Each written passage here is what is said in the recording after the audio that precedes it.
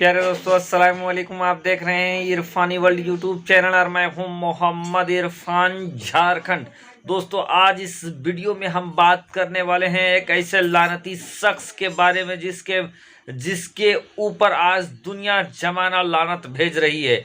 जी हाँ दोस्तों, आज हम बात करेंगे इस वीडियो के ऊपर बाबरी मस्जिद के दुश्मन, कुरान का बागी, एक इंसान जो कुरान से खुलेआम बगावत का ऐलान किया, फिर उसके साथ जो कुछ हुआ दोस्तों, और कैसे अल्लाह के घर बाबरी मस्जिद के खिलाफ मुहिम छेड़ा चलाने वाला एक शख्स, उसके ऊपर जब गिरा अल्लाह का गाज, तो कहां कहां से वो हुआ बेपर्दा, कैसे चली गई सियासत, कैसे चली गई तमाम तरह की कुर्सियां, जिस पर चढ़कर, जिस पर बैठकर वो इस्लाम और कुरान के खिलाफ बगावत का ऐलान करता था, उस इंसान के ऊपर आज हम बात करने वाले हैं। आज हम बात करेंगे दोस्तों कुरान के खिलाफ अदालत में अपील करने वाले वसीम रिजवी के ऊपर। वो वसीम रिजवी जो बाबरी मस्जिद के खिलाफ खुली अदावत का ऐलान किया था, उस बाबरी मस्जिद के, अल्लाह के घर बाबरी मस्जिद के खिलाफ वो याचिका दायर करने वाला वसीम रिजवी, कैसे उसके ऊपर जब अल्लाह की लानत पड़ी, अल्लाह का अजाब नाजिल हुआ, तो बन गया कुरान का बागी। आगे पूरी वीडियो देखें दोस्तों। उससे पहले आपसे अदमन गुजारिश करेंगे, अगर आप भी चाहते हैं कि वसीम रिजवी जिसने कुरान के खिलाफ याचिका दायर किया है, उसको सरकार सख्त से सख्त सजा मिले और इस इंसान के खिलाफ एफआईआर दर्ज होने चाहिए, इसको सरकार सजा देनी चाहिए। अगर आप भी ऐसा चाहते हैं दोस्तों, तो आप कमेंट में अरेस्ट वसीम रिजवी लिखकर कमेंट कर सकते हैं। साथ ही साथ आप मेरे यूट्यूब चैनल इरफानी वर्ल्ड को सब्सक्राइब करें, साथ ही साथ बेल के बटन को ऑन कर दें, ऑल नोटिफिकेशन के ऑप्शन को दबा लें, ताकि आने वाला हर वीडियो सबसे पहले आप तक पहुंच सके। चलिए दोस्तों, देखेंगे एक लानती शख्स के ऊपर कैसे भेज रही है पूरी दुनिया लानत।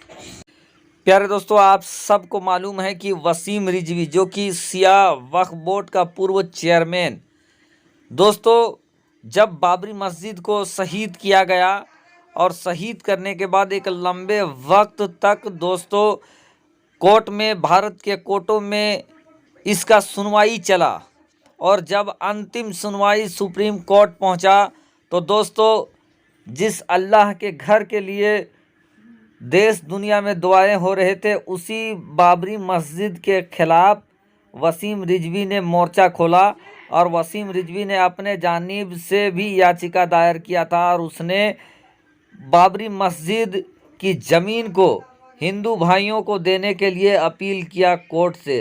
साथ ही साथ उसने ये कहा, खुले तौर पर कहा कि वहाँ मस्जिद नहीं बल्कि मंदिर बनना चाहिए। यानी दोस्तों बाबरी मस्जिद का खुला दुश्मन, खुला बागी। दोस्तों जिसने भी अल्लाह के घर बाबरी मस्जिद की बेहुरमती किया या उस बेहुरमती में प्रत्यक्ष अप्रत्यक्ष रूप से भूमिका निभाया, दुनिया ने देखा, जमाना ने देखा, उसके ऊपर ऐसी तबाही आई कि वो अपने आप में ही एक गुमनाम हस्ती बनकर रह गया।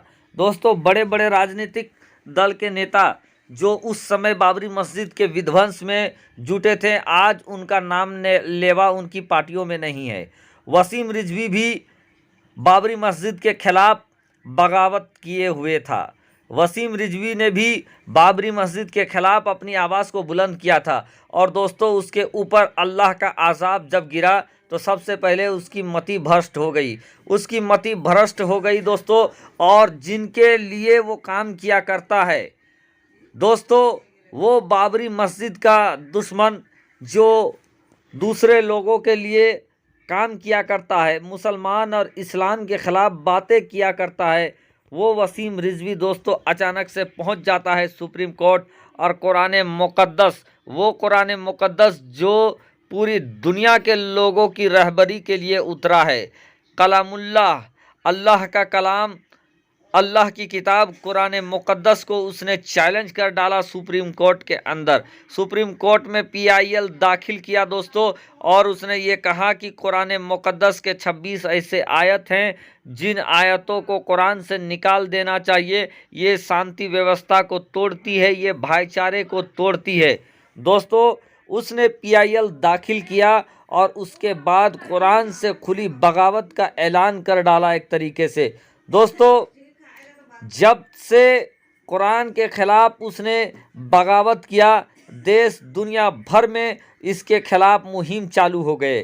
शिया कम्युनिटी ने बाज़ाब्ता इसके खिलाफ फतवा जाहिर करके इसको इस्लाम से खारिज कर दिया, इस्लाम से बाहर कर दिया। साथ ही साथ उन्होंने ये खुला ऐलान कर दिया कि दुनिया के किसी भी कब्रिस्तान में वसीम रिजवी को जगह नहीं दिया जाएगा। साथ ही साथ दोस्तों ये भी ऐलान कर डाला कि वसीम रिजवी का जनाजा कोई नहीं पढ़ाएगा। साथ ही साथ दोस्तों वसीम रिजवी ने हयाती कब्र बना रखा था, यानी बहुत जगहों पर ऐसी चलन है कि जिनके पास माल जायदाद ज़्यादा है तो वो कब्रस्तान में अपनी कब्र के लिए ज़मीन खरीद कर पहले से कब्र बना कर रखते हैं ताकि इंतकाल के बाद वहीं उनको दफन किया जाए। और वसीम रिजवी ने भी इसी तरीके के हयाती कब्र बना रखा था। लेकिन दोस्तों अल्लाह की मार जब पड़ती है, जब कुरान का बागी बनता है, कुरान के खिलाफ जंग का ऐलान करता है, कोर्ट में जाकर कहता है कि कुरान की आयतें गलत है, तब जाकर उस पर कुरान अल्लाह की लानत बरसना स्टार्ट हो जाता है।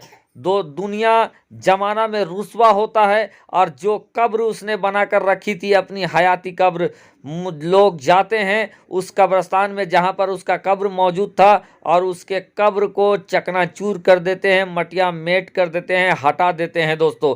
साथ ही साथ अब ऐसा गजब गिरा है रिजवी के ऊपर कि उसके भाई ने इस वसीम रिजवी से किसी भी रिश्ता नाता से बारात का ऐलान कर दिया है कि कोई भी रिश्ता नाता उनके साथ नहीं है। उसकी मां ने वसीम रिजवी का हाथ छोड़ दिया है, साथ छोड़ दिया है। उसकी बीवी, उसके बच्चों ने वसीम रिजवी का साथ छोड़ दिया है। साथ ही साथ दोस्तों अब वसीम रिजवी एक दीवाना पागल की तरह फिर रहा है और अंडरग्राउंड हो गया है। साथ ही साथ दोस्तों उसने एनडीटीवी को एक इंटरव्यू दिया था जिसमें वसीम रिजवी ने ये कहा है कि जो मैंने कुरान के खिलाफ जो 26 आयतों को हटाने के लिए जो याचिका दायर किया है मैंने सुप्रीम कोर्ट में, मैं इसके लिए आखिरी सांस तक लड़ता रहूँगा।